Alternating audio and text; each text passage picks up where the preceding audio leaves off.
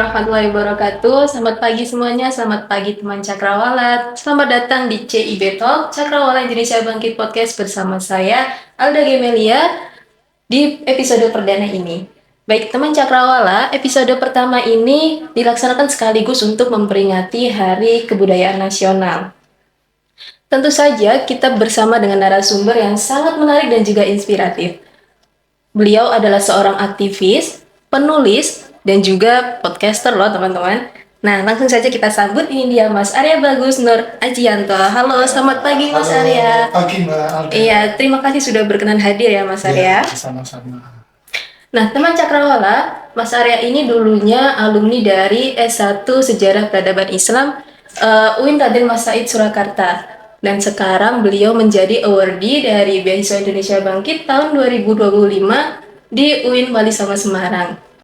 Nah, teman Cakrawala, Mas Arya ini sangat aktif terlibat dalam berbagai forum diskusi, bahkan beliau menjadi founder dari forum Islamic Studies Project. Nah, mungkin Mas Arya nih bisa sedikit diceritakan nih, Islamic Studies Project ini tuh sebenarnya forum apa dan bergerak di bidang apa? Oh ya, oke. Sebelum saya ceritakan, saya perkenalan dulu nggak nih? Oh, ya, boleh. Hangat dengan para pemirsa ya. Iya, boleh. Silakan Mas Arya. Ya, teman-teman, sahabat Cakrawala Indonesia Bangkit, perkenalkan, nama saya Arya Bagus Nur Ajianto. Asal saya dari Klaten, Jawa Tengah, Indonesia. Kota kecil diapit di antara dua kota besar, ini Solo dan Jogja. Nanti barangkali ada yang berminat mampir, silahkan mampir saja, tapi bukan menghubungi saya. Nah, kemudian untuk selanjutnya tentang saya, selebihnya tadi sudah disampaikan dari Mbak Alda tadi ya, soal Islamic Studies Project. Saya adalah Chief, panggilannya kita, Chief Islamic Studies Project. Islamic Studies Project sendiri itu merupakan komunitas bidang kasanah keilmuan Islam. Okay. Dalam skop artinya studi Islam. Nah, karena jadi komunitas ya Mas ya? Yes, betul sekali. Yang bergerak di bidang media digital, salah satunya adalah podcaster. Nah, itu gambaran umumnya. Gambaran umumnya, oke. Ya, jadi ini saya panggilnya Mas Arya atau Chief Arya? Mas Arya. Mas Arya saja ya. Mas Jawa berkacamata. Manis nggak teman-teman? Biasanya mas-mas Jawa berkacamata, mas-mas manis gitu. Oke. Mas Arya, selain aktif dalam forum-forum diskusi dan juga aktif dalam Islamic Studies Project ini, saya membaca background Mas Arya ini ternyata juga aktif dalam kepenulisan ya Mas ya. Oh iya. Bahkan kemarin di tahun 2024 kalau tidak salah Mas Arya sudah launching buku tentang kebudayaan ya Mas ya. Iya, betul sekali. Iya. Bukunya ini kalau boleh tahu nih Mas, kalau boleh di-spill aja sedikit aja ini untuk teman-teman, tentang apa sih Mas, menceritakan tentang apa? Kalau bukunya sendiri itu tentang tradisi lokal, namanya tradisi perayaan Yakuyu di Jatinang Klaten. Tradisi di Kabupaten Klaten salah satunya. Nah, itu tradisi yang merupakan tradisi warisan leluhur yang dicetuskan namanya oleh tokoh Kiai Ageng Kripik. Itu udah bertahan 400 tahun tradisi itu. Nah, itu identiknya yang dikenal masyarakat umum di Kabupaten Klaten atau Solo Raya itu adalah tradisi apeman atau lemparan apem, separ apem. Makan makanan dibagi tapi dilempar ya Mas. Itu namanya. Yang ditulis dalam buku saya adalah tradisi itu. Iya, itu dari judulnya aja dari tahun 1986 sampai dengan 2022 itu berarti tradisinya sudah berlangsung lama ya Mas ya, puluhan tahun. Kalau di buku saya batasi kurun waktunya karena saya datanya hanya dapat di tahun 1986 sampai sekarang karena transisi diambil alih oleh pemerintahan juga, secara pendanaan juga. Jadi sebelumnya itu tradisi itu udah berjalan, cuman anggarannya gotong royong sama masyarakat. Jadi sudah jauh sebelum tahun 1086 itu sudah ada ya Mas tradisinya. Wah, luar biasa sekali. Oke teman, untuk pada podcast kali ini, tema kita adalah meraih mimpi merawat budaya, sesuai dengan background Mas Arya yang menuliskan buku tentang kebudayaan ini teman-teman. Oke Mas Arya, ngomongin tentang budaya nih ya, kemarin saya sempat membaca sedikit bahwa ternyata ada perbedaan nih antara budaya dan kebudayaan. Bahwa budaya itu berangkat dari diri kita sebagai manusia seperti kekuatan batin ya, cipta, rasa dan juga karsa. Sedangkan kalau kebudayaan itu adalah hasil upaya dari cipta, rasa, dan karsa itu sendiri untuk memenuhi kebutuhan manusia dan kemudian diwariskan secara turun-temurun eh, melalui proses belajar. Nah, jadi eh, pentingnya berbudaya ini juga sebagai sarana untuk membentuk jati diri kita dan juga sebagai aturan hidup dan juga aturan sosial manusia. Nah, kalau menurut POV-nya Mas Arya sendiri nih, sebenarnya budaya, kebudayaan dan juga pentingnya berbudaya itu apa sih Mas bagi manusia? Eh, Kalau dari saya sendiri ya Mbak, Iya. berangkat soal kebudayaan sendiri, saya pertama kali mengenal budaya itu melalui buku Daulat Kebudayaan secara mendalam ya. Itu Iya. dari Daulat Kebudayaan karya dari Irfan Afifi, itu sang budayawan dari Jogja. Oh, dari Jogja. Di Langgarko teman-teman nanti mungkin bisa searching tentang beliau. Nah itu di bukunya menjelaskan tentang kebudayaan. Kebudayaan itu diambil dari kata ambudi dan daya, ambudi daya. Yang artinya budi luhur, budi pekerti. Iya. Nah, dalam artinya bagi saya kebudayaan atau budaya itu merupakan identitas seseorang ataupun suatu kelompok yang berbudi luhur dan berbudi pekerti. Nah, seorang manusia bisa dikatakan manusia itu karena sikap manusianya. Perbedaan manusia dengan hewan itu karena apa? Hewan nggak punya tradisi yang memanusiakan manusia atau yang mengelompokkan rasnya secara benar dan baik, secara adab. Dan akhirnya puncaknya di adab. Nah, itu akhirnya membedakan manusia dengan hewan secara kebudayaannya ya, adalah itu tadi keadabannya. Dan akhirnya puncak dari kebudayaan adalah peradaban. Itu yang saya sempat pelajari juga di bangku perkuliahan di bicara teori itu. Namun untuk bagi saya sendiri untuk kebudayaan itu udah sangat menarik dan untuk anak muda ini kedepannya menjadi topik pembahasan yang sangat perlu dicanangkan karena apa kita secara nggak sadar ini tergerus oleh zaman yang mana tadi saya makanya saya singgung di awal adalah adab. Kita udah tergerus oleh adab yang digesekkan dengan zaman. Mungkin mbaknya nanti bisa berpikir secara linear apa namanya bisa menganalisa kenapa kok sih begitu dan begini. Mungkin ada hubungannya dengan kata poinnya adalah disrupsi digital. Oh, iya. Ya, jadi kebudayaan itu nanti berujungnya pada peradaban. Otomatis kita juga bicara tentang adab gitu ya, Mas Iya. ya. Nah, eh, kalau di era sekarang ini banyak sekali budaya-budaya asing nih Mas yang sudah masuk di Indonesia dan bahkan mungkin mulai mulai bercampur dengan budaya-budaya kita sendiri. Nah, tentu saja ini kan menjadi tantangan ya bagi terutama bagi generasi sekarang untuk bisa gimana caranya mempertahankan keautentikan budaya kita. Nah, itu bagaimana Mas tipsnya mungkin? Tipsnya mungkin kalau kita mengajak semua orang, nggak semua orang nurut dengan kita ya. Kita Iya, benar. Iya, benar. kalau soal mengajak ya kita mencanangkan soal program-program kebudayaan itu kan program-program ya katakan normatif kalau bagi saya katakan. Tapi untuk yang paling utama dan paling utama adalah untuk soal kebudayaan mari kita mulai menormalisasikan kesadaran akan kebudayaan, kesadaran akan apa namanya agresif yang masif soal budaya. Jadi seorang personality kita, manusia itu sekarang mulai sadar pentingnya budaya apa sih? Perbedaan orang zaman dulu dan zaman sekarang apa sih? Cara pola pikir, cara pandang menghadapi dunia, terus cara melakukan sesuatu dengan adab. Nah, yang membedakan kita tadi, makanya dari awal saya selalu menyinggung bedanya manusia dengan hewan. ya Mas ya. Nah, jangan kan sekarang itu banyak yang terjadi adalah kelakuan manusia ada yang seperti hewan. Sorry ya. Manusia tapi seperti hewan ya. Analoginya bukan saya mengatakan. Oh, disebut hewan tapi manusia ya Mas ya. Malah sekarang ada hewan yang perilaku kayak manusia. Pengembangan digital cancer gitu. Bahaya itu Mas. Nah, maksudnya hal seperti itu ya, yang mungkin di agama kita di Islam kan sudah diajarkan soal perilaku itu yang membedakan kita akhirnya sama makhluk hidup yang bernama hewan tadi apa sih akhirnya itu yang menjadi interpretasi budaya dari kita masing-masing. Nah, itu akhirnya apa kesadaran diri poinnya, kesadaran diri yang perlu dibiasakan dan menormalisasikan budaya. Jadi anak muda kalau udah dengar kata budaya non sewu kalau dalam bahasa Jawa non sewu ya, non sewu jangan alergi. Itu mulai membiasakan itu aja dan nanti selanjutnya udah aman kok gitu.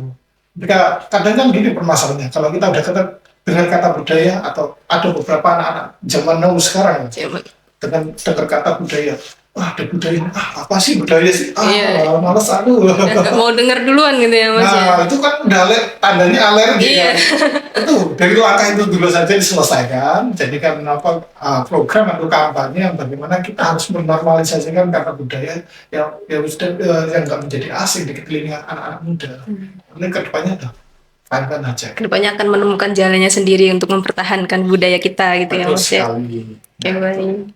Nah, kalau kita lihat di media sosial sekarang ini Mas, ini kan banyak sekali tuh tren-tren global yang menginfluence banyak orang, terutama generasi sekarang kan yang eranya apa-apa digital, Iya. terutama di media sosial ini banyak yang mulai terinfluence dari tren-tren global ini. Nah, memungkinkan nggak sih Mas kalau misalnya nih seandainya budaya kita dijadikan tren global juga?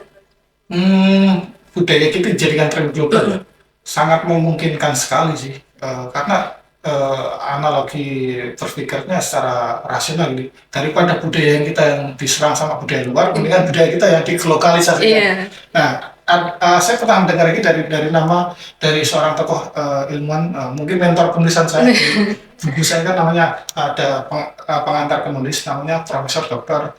Toto Soeharto Saking lagi sekarang jadi rektor di UIN Raden Mas Said. Itu dia punya program namanya glokalisasi.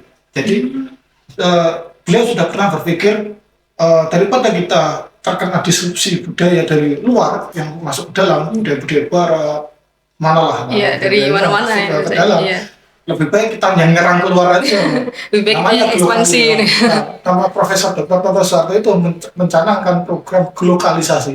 Nah, kalau globalisasi dari luar masuk ke dalam, nah kalau glokalisasi dari lokal masuk Keluar. ekspansi keluar. Iya. Jadi budaya-budaya yang ada di wilayah lokal itu diekspansikan secara keilmuan ke luar negeri. Itu yang saya dapatkan, ilmu yang saya berharga sekali dan pas untuk buku saya. Akhirnya beliau jadi pengantar di buku saya yang saya tulis itu tadi. Karena waktunya budaya lokal diekspansi. Waktunya kita untuk menjamah dunia. Ya, Mas, betul ya. sekali. Nah, salah satu itu mungkin realisasinya yang saya lakukan adalah karena mentor saya adalah beliau, akhirnya pada bulan Maret kemarin, 18 Maret 2025, buku saya diserahkan pada Menteri Agama langsung Wah. bersama Profesor Dr. Toto Soeharto tadi. Selaku mentor penulisan saya juga. Gitu. Luar biasa sekali Mas ya. Nah, kalau berbicara tentang ekspansi keluar ini, ekspansi budaya kita keluar, mungkin kalau teman-teman yang bisa mendapatkan kesempatan untuk exchange ke luar negeri atau studi ke luar negeri, mereka sudah bisa menerapkan, memperkenalkan budaya kita keluar. Nah, bagi teman-teman yang mungkin belum atau tidak mendapatkan kesempatan itu, apa sih Mas yang bisa teman-teman Cakrawala ini lakukan? Jawabannya adalah relasi, teman-teman Cakrawala ya. Saya nggak mungkin saya bukan berarti menggurui ya. Jawabannya adalah relasi. Kalau kita punya teman-teman yang ada di luar negeri, akhirnya kita gabungkan relasi-relasi itu tadi. Kalau mengutip bahasa Jawa lagi, sorry saya orang Jawa. Iya, Masnya juga orang Jawa. Itu mungkin dari Mas Mbak editornya bisa diterjemahkan Nanti artinya. kasih subtitle ya. Kalau di Jawa itu ada strategi namanya golek cantolan. Cari cantolan, cari orang yang bisa kita ajak kerjasama atau katakanlah kolega dengan kepentingan bersama. Nah, ketika kita punya teman katakanlah di Inggris. Nah, kemarin saya punya teman dari Inggris sekarang di Newcastle University. Wow. Nah itu dia lagi S3 di sana. Nah itu saya kemarin punya ide buku saya itu saya terjemahkan bahasa Inggris. Nah, nanti saya lempar ke sana. Maksud lempar itu saya kirim ke sana. Yeah. Nanti di presentasikan atau dipaparkan ke Dipublikasikan di sana. atau diperkenalkan di sana. Yeah. Ini adalah budaya Indonesia dan ini perlu dipelajari secara umum. Karena hal seperti itu kadang kita nggak bisa menjamah tingkat internasional karena kurang relasi. Nah, hal seperti tadi strategi cantolan tadi itu bagi saya ya, itu mungkin salah satu yang bisa dilakukan kita yang kita yang nggak punya privilege atau kita yang bukan dari orang elit atau jenis lainnya ya, yang bisa kita andalkan adalah relasi. Itu mungkin salah satu peluang yang bisa dilakukan. Berarti kalau berkaca dari apa yang sudah dilakukan Mas Arya ini bisa teman-teman bisa memperkenalkan budaya kita keluar itu bisa caranya dengan menulis ya Mas ya. Iya, Dengan menulis kita tulis apa yang kita tahu tentang budaya kita, kemudian kita bisa perkenalkan tulisan kita ke dunia luar. tidak perlu harus kita yang berangkat ke luar negeri, tapi tulisan kita bisa terbang ke sana, Iya. gitu ya Mas ya. Oh, saya jadi ingat sesuatu Mbak. Malah. Apa itu? Saya pernah baca buku, saya lupa judul bukunya, Mbak. Tapi ada kutipan bahasanya menulislah jika namamu ingin abadi selamanya. Iya. Dalam arti apa? Ketika kita menulis, kita akan abadi. Entah itu nanti generasi selanjutnya yang akan mengenang kita atau generasi di masa depan. Entah kapan ya Mas ya. Asalkan itu tulisan kita masih ada dan terawat dan bermanfaat, berdampak, itu akan abadi kok. Iya, sekalipun mungkin manuskripnya sudah nggak ada, tapi tulisan itu pernah dibaca oleh banyak orang, maka akan tetap abadi di ingatan orang-orang itu ya Mas ya. Apa? Tulisan yang berdampak dan bermanfaat. Betul sekali. Gitu. Baik, Mas Arya. Mas Arya ini kan berarti sudah lumayan lama ya Mas mendalami tentang sejarah, peradaban dan juga budaya. Iya. Menurut Mas Arya itu masih ada nggak sih Mas nilai-nilai atau hal-hal yang pernah Mas Arya pelajari sebelumnya yang ternyata masih relevan nih dengan generasi sekarang untuk membangun masa depan? Ada satu poin yang perlu kita canangkan adalah untuk anak muda saat ini, secara budaya ya. Iya, budaya. Akhirnya gini teman-teman, mungkin sorry ya, tadi saya ulangi, saya nggak suka sikap seorang yang menggurui, tapi perlu kita sadarkan bersama adalah soal saat ini, keadaan dunia saat ini itu begitu cepat. Cepatnya bukan berarti soal waktu apa, perkembangan teknologi dan zaman. Kita bicara teknologi dan zaman itu, teman-teman sudah nggak asing dengan kata AI ataupun digital ataupun hal lain. Nah, era saat ini itu kita dihadapi dengan kecepatan perkembangan zaman yang modern, dan akhirnya budayanya akan tergerus kalau nggak dilestarikan, nggak diseimbangkan dengan perkembangan zaman ini. Nah, yang bisa kita lakukan sebagai anak muda itu adalah melakukan digitalisasi budaya. Agar budaya-budaya itu juga tidak hilang secara perkembangan zaman. Kita nggak tahu ya nanti di masa depan itu akan seperti apa, tapi polanya kan bisa dibaca. Sejarah itu ada karena membaca pola, bukan berarti kita mengenang sejarah terus. Kan beda ya. Kita bedakan saja zaman sekarang dengan zaman Dendels dulu itu. Dendels yang melakukan jauh sekali Mas. Iya. Di zaman itu belum ada HP dan itu, tapi apakah zaman Dendels membayangkan zaman 2025 sekarang tidak ada HP? Seperti apa enggak? Nah, itu makanya hal yang kita lakukan saat ini itu namanya butterfly effect, hal kecil yang memberikan dampak ke depan. Nah, mungkin yang kita lakukan ini akan menyelamatkan bangsa kita di masa depan. Salah satunya mungkin tadi digitalisasi budaya. Nah, soal saya melakukan tindak nyata dari tadi, salah satunya dari awal makanya saya kenalkan dengan Islamic Studies Project. Nah, teman-teman, Islamic Studies Project bicara khasanah keislaman itu bukan hanya khasanah saja, tapi apa, sejarah, budaya, tasawuf, ilmu-ilmu keagamaan Islam kita kemas dalam bentuk digital. Kemudian dari teman-teman kita, bagaimana caranya keilmuan ini akan bertahan di masa yang akan datang. Itu yang menjadi komitmen dan tujuan bersama teman-teman dari yang saya dan tim bentuk itu adalah Islamic Studies Project tadi. Nanti mungkin bisa follow dan subscribe kalau YouTube-nya aktif nanti bisa dimasukkan nama channelnya mungkin ya Mas. Iya, nanti minta tolong dimasukkan Islamic Studies Project, teman-teman. Itu salah satunya. Mungkin representasi yang saya lakukan adalah itu, hal-hal kecil lah. Bukan masalah soal followers kecil apa enggak, tapi keberlanjutan di masa yang akan datang. Akhirnya apa namanya, rekam jejak digital, footnote digital ini nanti jadinya. Iya benar. Jadi yang relevan itu adalah karena peradaban itu pasti berubah, selalu berubah, tetapi punya pola yang sama. Betul sekali. Jadi fungsinya belajar sejarah itu, kita belajar polanya, bukan belajar di masanya. Masa lalunya, Mas. Nah, jadi karena polanya itu masih sama, kita perlu mensinergikan dengan perkembangan zamannya, gitu ya, Mas ya. Kalau di era sekarang eranya teknologi, ya bagaimana caranya kita tetap bisa melestarikan budaya melalui media dan juga teknologi seperti itu. Iya. Melihat dari perjalanan karir Mas Arya yang sangat luar biasa sekali ya Mas Arya, yang aktif untuk memberikan dampak bagi masyarakat, kemudian menginfluence banyak orang. Kira-kira ada nggak sih Mas nilai-nilai atau tradisi yang masih dipegang sama Mas Arya sampai saat ini yang mungkin mempengaruhi cara berpikir dan juga bersikap Mas Arya dalam meniti karir ini? Tradisi yang saya jadi saat ini saya ini ya, Iya. untuk tradisi yang masih saya jadi pengaruh bagi saya adalah tradisi menulis. Menulis itu bisa dikatakan tradisi karena udah dari zaman Iya. Nabi ya. Sudah dari lama. Menulis karena setiap pagi saya melakukan tulisan, menulis journaling di setiap pagi, dan itu bagi saya itu yang membentuk saya saat ini, disiplin, konsisten.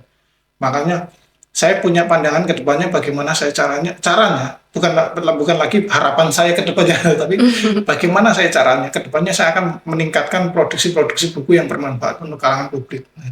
Itu yang mau saya lakukan, dan proses perjalanan ini mungkin nanti jadi pembahasan menarik, dan juga mungkin semoga jadi motivasi kita bersama ya, bukan hanya diri saya sendiri, tapi bagaimana hal yang bisa kita lakukan itu memberikan dampak yang baik, yang berarti berangkat dari diri sendiri saya berangkat dari kata disiplin dan konsisten tadi. Setiap pagi melakukan tulis menulis di tengah kesibukan kita pada subuh atau jam 5-6 pagi nulis, walaupun 1-2 lembar. Nah, itu kalau dikumpulkan sebulan kan 30 lembar atau Iya. 60 lembar. Kalau dikumpulkan 2 bulan jadinya 120 lembar. Udah jadi Jadi satu buku ya Mas ya. Bisa, saya pernah ngitung, saya 1 tahun punya kapasitas dan kapabilitas menerbitkan buku itu 5-4 buku saya. Kalau rutin menulis tiap hari ya Kalau Mas mungkin ya. setiap hari ya. Kalau nggak ada gangguan dan hal lainnya. Cuman tadi karena mungkin kesibukan lain dan juga rasa mager dan malas tadi. Anak muda. Ada manusia juga ya Mas. Tapi tadi soal gitu, kalau kita ingin melakukan sesuatu, kita kembalikan ke tolak ukur diri kita sendiri. Kita udah bisa melakukan itu apa enggak sih? Nah, akhirnya apa? Konsistensi ya. Tradisi, konsistensi, dan juga tradisi menulis tadi. Itu yang saya lakukan. Dan mungkin merubah saya sampai saat ini. Ya goalsnya Mas Arya ini kalau di kepolisian berarti buku ya Mas ya. Ingin Iya. lebih banyak lagi menerbitkan buku agar Iya. bisa dikonsumsi oleh masyarakat, bisa berdampak oleh masyarakat. Nah, Mas Arya itu nggak sih Mas? Ada beberapa tulisan yang mungkin disubmit di media-media atau Jurnal. tidak? Iya bisa Oh, mungkin jurnal ada. atau ya sekedar postingan artikel-artikel biasa. Artikel kebetulan saya aktif di tulisan-tulisan artikel kayak jurnal-jurnal. Besok ini kebetulan 28 Oktober berangkat ke ICIS, Annual International Conference dari Kementerian Agama RI. Dari kemarin pendaftarnya 2.300, alhamdulillah lolos. Wow. 200 orang lolos secara ketulisan. Alhamdulillah, kecil banget itu. Wow, luar biasa sekali. Jadi kebetulan beberapa waktu sering aktif di konferensi nasional maupun internasional, dan beberapa ada yang sudah publis. Nanti salah satunya saya pernah membahas ingatan politik atau nanti politik represi namanya.